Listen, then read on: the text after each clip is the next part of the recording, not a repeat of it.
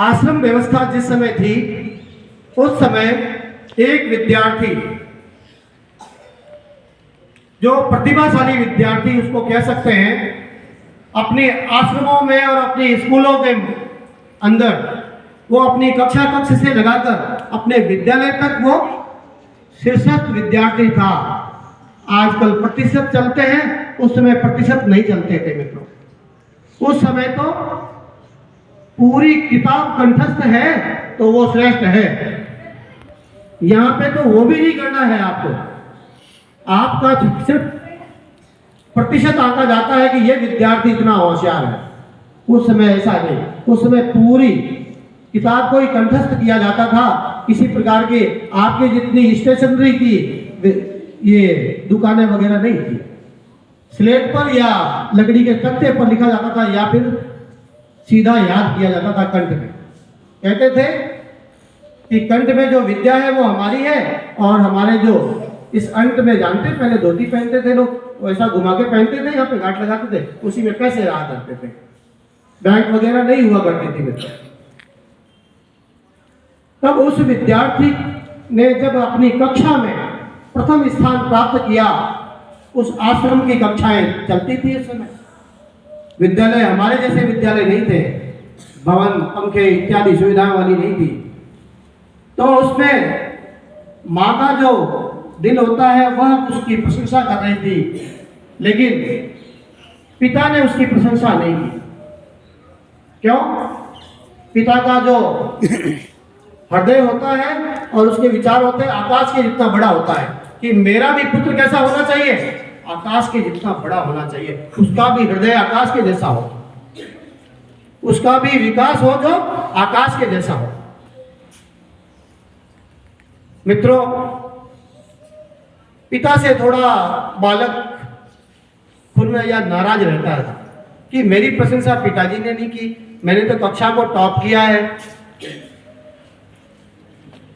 पूरे विद्यालय को टॉप किया, फिर भी उसके पिता उससे खुश नहीं थे। इस प्रकार से वह अपने तहसील लेवल को क्रॉस किया, जिला लेवल को, राज्य लेवल को, और जब पूरे भारत लेवल को क्रॉस किया तब भी बच्चे ने ये अपेक्षा की अपने पिता से कि मुझे आशीर्वाद दे दे, चलो बहुत बढ़िया किया तुमने, पूरे भारतवर्ष की जो परीक्षाएं होती है उसमें तुमने अव्वल स्थान प्राप्त किया। तो उस बालक के अंदर एक नकारात्मक ऊर्जा ने कहीं से जन्म लिया और वह आ गया अपने आश्रम में, अपने घर पे चला गया। कई प्रकार के उसको पारितोषिक इनाम वगैरह मिले, लोगों ने पहुंचाया वहां तक। माँ ने कहा कि बेटा कोई बात नहीं, पिताजी नहीं कुछ कह रहे हैं, मैं तो तेरी प्रशंसा हमेशा से करती आ रही हूँ। उसने कहा ठीक है, माँ से इतना ही कहा और उसने बोलना बंद कर दिया और वह पिता की हत्या के बारे में सोचना लग गया। देखो नकारात्मक ऊर्जा कैसी होती है कि ऐसे पिता किस काम के जो मेरी उपलब्धियों को सराह ही नहीं सकते।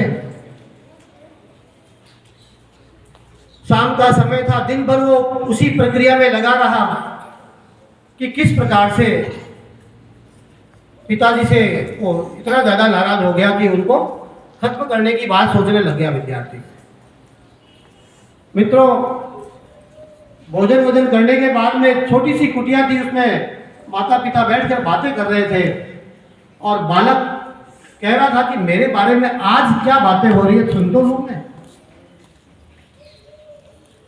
तो वह अपने पिता के बात, जब माँ ने कहा कि आपने कभी बच्चे की प्रशंसा नहीं की, आज वह पूरे देश के स्तर पर वह बोल रहा है बच्चा, कहा कि मैं इसीलिए प्रशंसा नहीं करता था, मुझे मेरे बालक से बहुत ज़्यादा स्नेह और प्यार है, लेकिन मैं उसे संसार के टॉप के जो आदमी होते हैं, सफलताएं होती है, वहां पे देखना चाहता था।